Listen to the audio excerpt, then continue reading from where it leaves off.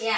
Terima kasih banyak karena sudah mau meluangkan waktu, mau gila-gilaan juga. Jadi ini sebenarnya situasi ini teman-teman, saya minta maaf, saya tanya sedikit dulu. Senang tidak? Senang. Yang begini nih bahagia tidak? Bahagia banget. Kita saja bahagia, apalagi Anak-anak. jadi ini juga teman-teman bisa bawa, bisa terapkan di kelas ketika lihat anak-anak sudah mulai bosan, sudah mulai ngantuk, sudah mulai jenuh, begitu. Terima kasih karena saya sudah konsul dengan Pak Kepala, sudah minta izin. Kebetulan hari ini kita masuk dan saya harus membuat penimbasan. Singkat saja, tidak banyak-banyak. Nanti penimbasannya saya usahakan materi tidak terlalu padat. Kita bicara dulu tentang menerapkan budaya positif di kelas maupun di lingkungan sekolah atau di komunitas kita. Nah, teman-teman bisa lihat ada quotes di sini, bisa kita tiru, bisa kita pakai. Semua anak punya talenta hebat. Mari fasilitasi agar mereka tumbuh berkembang dalam keberagamannya. calon guru praktikum ya, pendamping praktik angkatan 3. Jadi mereka ini levelnya di atas sekali. Copy quotes-nya untuk kita baca bersama-sama. Jadi yang di garis bawah itu sebenarnya keberagaman. Jadi anak-anak itu kita tidak bisa pukul satu kali dengan satu metode atau kita pakai satu sistem saja. Sebenarnya tidak bisa karena karakternya saja berbeda. Kepribadiannya sudah berbeda, sehingga ada materi-materi berikut yang nanti akan saya imbaskan ke teman-teman juga terkait dengan keberagaman ini. Karena kita sudah mulai pendidikan di Indonesia sudah mulai mengarah ke pendidikan yang berpihak kepada murid. Begitu. Kemudian saya masuk ke materinya. Kita omong tentang budaya positif. Budaya positif itu apa? Nilai-nilai dan keyakinan yang dibangun dalam jangka waktu lama yang tercermin pada sikap keseharian seluruh komponen sekolah. Komponen sekolah itu termasuk kita, termasuk guru-guru, karyawan, pengusaha, satpam, pegawai dan lain-lain, juga siswa, ya, muridnya.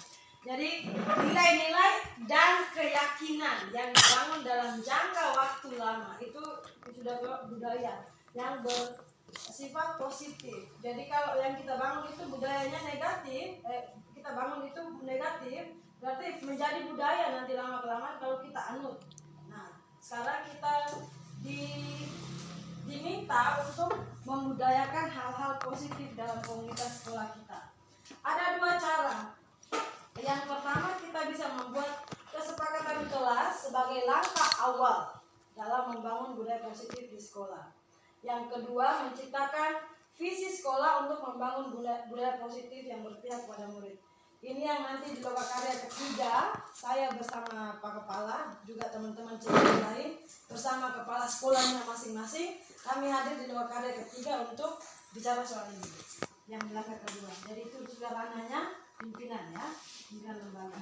Nah, kita sebagai guru, sebagai pemimpin pembelajaran, tugas kita ada di langkah pertama. Langkah awal itu adalah membuat kesepakatan kelas. Ini yang contoh realnya harus kita aplikasikan bersama dengan murid-murid kita di kelas, anak kita di kelas. Nah, kemudian apa fungsinya kesepakatan kelas? Jadi gini teman-teman, kesepakatan kelas itu bisa membendung keretakan antara guru dan murid terkait komunikasi. Kita nanti bikin refleksi diri masing-masing, kira-kira selama ini sebagai wali kelas, sebagai guru, sebagai penuntun murid-murid kita di sekolah ini, kira-kira kita sudah seperti apa? Langkah kita sudah sejauh apa? Komunikasi kita dengan anak-anak sudah seperti apa? Sangat baik, masih baik, atau masih kurang baik? Teman-teman, kita bisa bikin refleksi diri sendiri. Mumpung ini tahun pelajaran baru, sehingga kalau kita mau buat perubahan, ini saat yang tepat. Kemudian, kesepakatan kelas berisi beberapa aturan untuk membantu guru dan murid bekerja sama, membentuk kegiatan belajar mengajar yang efektif. Jadi kesepakatan kelas itu bukan aturan guru. Kita selama ini terlalu arogan. Saya juga merasakan sendiri, malu sendiri setelah mendapat materi ini.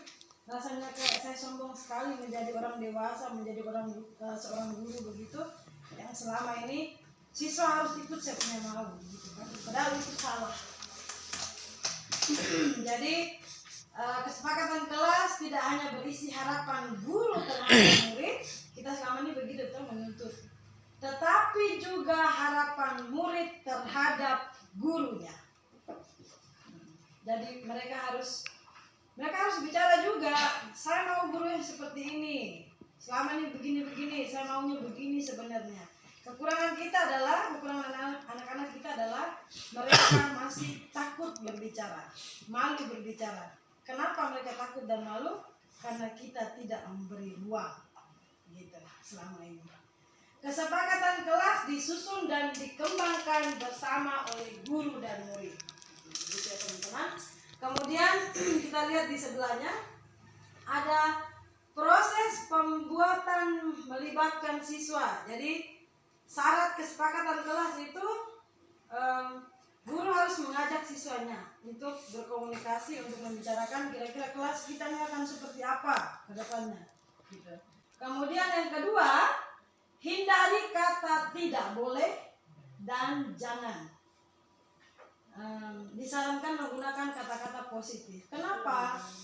Karena alam bawah sadar kita ketika dicekoki dengan kata-kata negatif, kita akan terus memudahkan hal-hal negatif. Jadi yang harus kita perbanyakan adalah hal-hal positif, termasuk kata-kata. Gitu teman-teman. Jadi di kesepakatan kelas tidak diperkenankan menggunakan kata-kata negatif seperti tidak boleh atau jangan. Jadi kalau misalnya jangan membuang sampah pada sembarang tempat, itu tidak boleh. Harusnya Buang sampah pada tempatnya. Gitu. Itu nanti nancap. Jadi kalau nancap ke pikiran anak-anak pasti dibawa terus dan itu adalah budaya. Ngefek gitu nantinya. Kemudian yang ketiga, menggunakan bahasa yang mudah dipahami oleh anak-anak untuk kelas rendah dapat memakai gambar. Jadi kalau kelas-kelas TK itu atau SD kelas 1, 2 itu mereka masih dengan abstrak ya. Mereka masih dengan konkret, belum abstrak. Jadi karena kita di SMP, anak-anak sudah lebih paham, levelnya sudah lebih naik, jadi kita masih bisa menggunakan tidak harus menggunakan gambar lagi. Kemudian yang keempat, kalimat disusun secara ringkas, padat, dan jelas. Jadi kalimat yang ada dalam kesepakatan kelas itu ringkas, padat, dan jelas. Supaya apa? Supaya lebih mudah dipahami oleh anak-anak. Kemudian yang kelima, dibuat di setiap kelas dan dipajang agar terbaca. Jadi kita bisa buat dalam bentuk apa saja.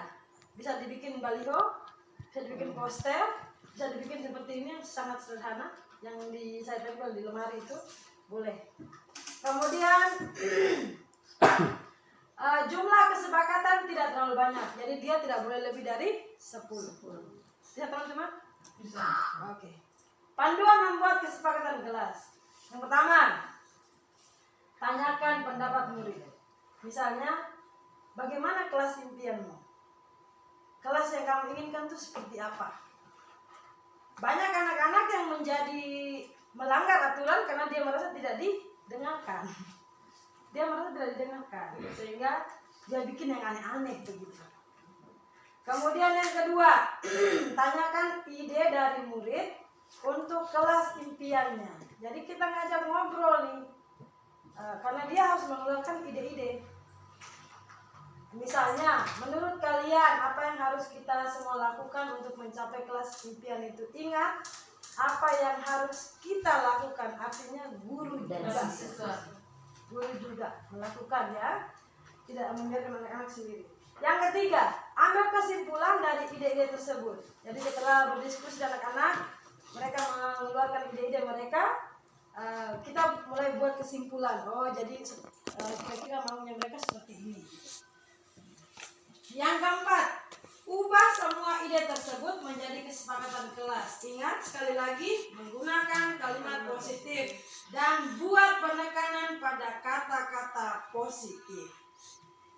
Nanti kita lihat contoh. Yang kelima, tanda tangani bersama poster kesepakatan kelas.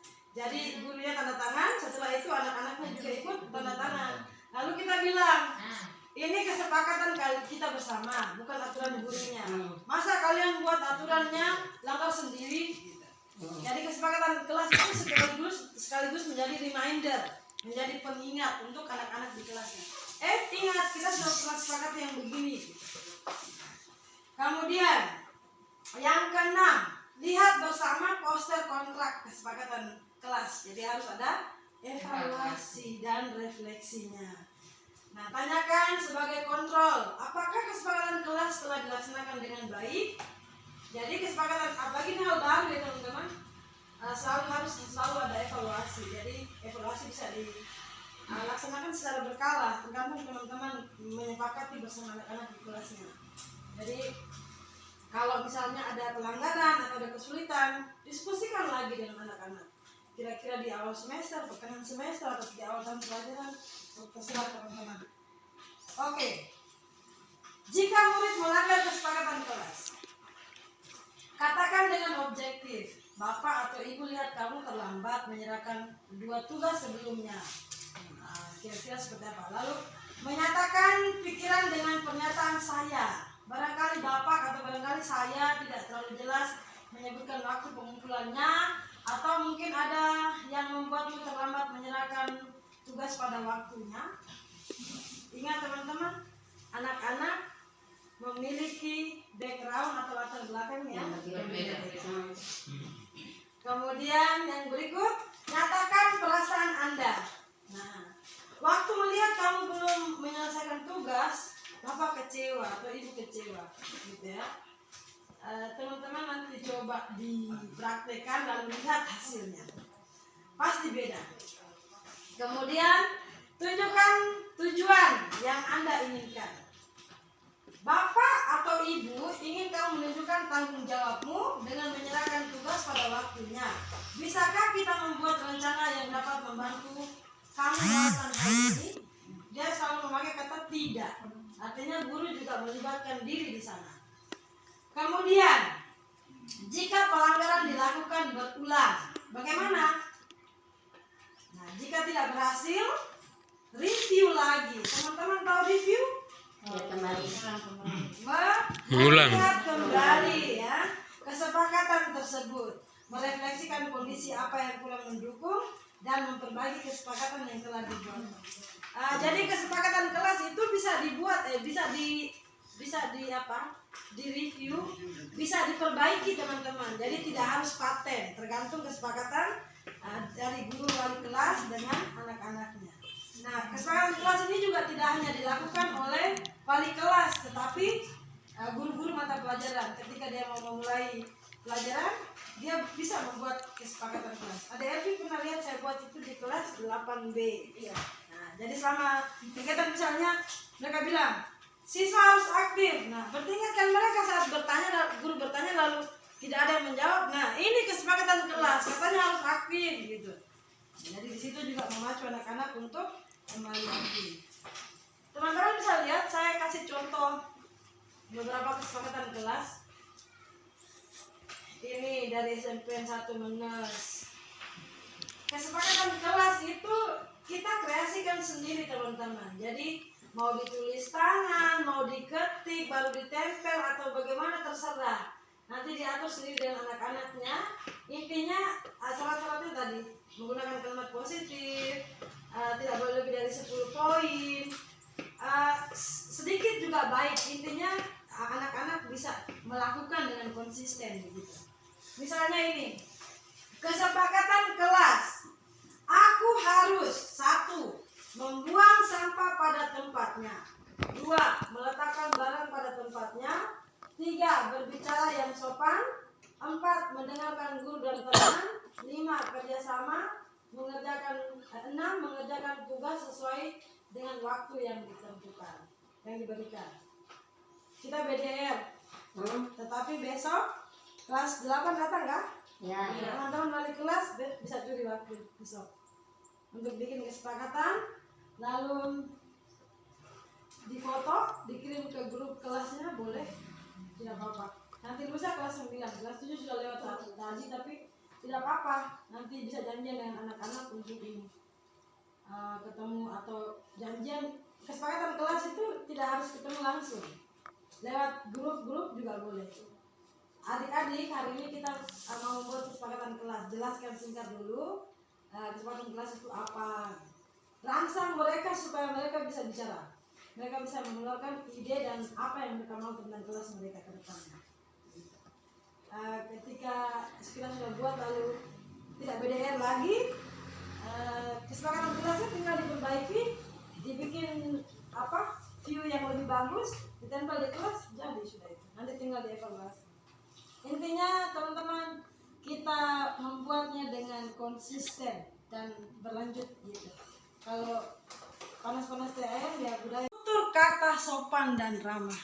Teman-teman, nanti ada pertemuan lagi. Saya mau buka video rekaman kami buat proses kesepakatan. Banyak sekali mereka mengeluarkan isi hati dan itu tidak bisa diabaikan. Nanti Pak Kepala minta saya untuk tayangkan, kita lihat karena memang harus banyak-banyak kita buat refleksi untuk kebaikan kita bersama ke depannya. Yang ketiga ini, kami adalah siswa dan guru yang saling menyayangi. Ibu, kami tidak suka kalau kami buat salah lalu gurunya marah-marah. Tidak ada. Pas. Oke. Kage ini besok kan kelas 8 datang toh. Sana John. Besok kan kelas 8 datang toh, tapi kan yang datang ini koordinator saja. Koordinator kelas saja, otomatis cuma 3-4 anak saja. Oh ya. Apa sebaiknya kami cari satu hari datangkan anak-anak semua baru melakukan kesepakatan kelas atau boleh. Kalau misalnya secara daring dirasa tidak efektif, nanti janjian dengan anak-anak. Tapi kan tidak lama toh. Kita juga harus taati prokes. Kan cuma berapa menit lah atau berapa jam saja begitu. Nanti tinggal dirapikan saja setelah dengar ide-ide. Intinya ide-idenya anak-anak didengarkan gitu. Oke. Sip, teman-teman wali kelas yang lain juga boleh janjian dengan anak-anak, tidak harus hari yang sama supaya tidak ramai begitu. Saya tadi juga sudah sempat janjian dengan kelas 7A, tapi belum tahu kapan ini. Nanti janjiannya di grup saja. Oke, teman-teman, tidak ada pertanyaan lain? Senior? Sana ada. Oke, teman-teman, terima kasih banyak. Kita tepuk tangan untuk diri sendiri. Atau mau nyanyi lagi? Oke, terima kasih. Nanti saya kasih materi lagi pengimbasan tentang RPP berdiferensiasi. Oke. Sedikit puyeng tapi kebutuhan belajar anak-anak pasti terpenuhi dengan baik. Terima kasih. Selamat pagi menjelang siang. Oke, selamat siang. Terima kasih.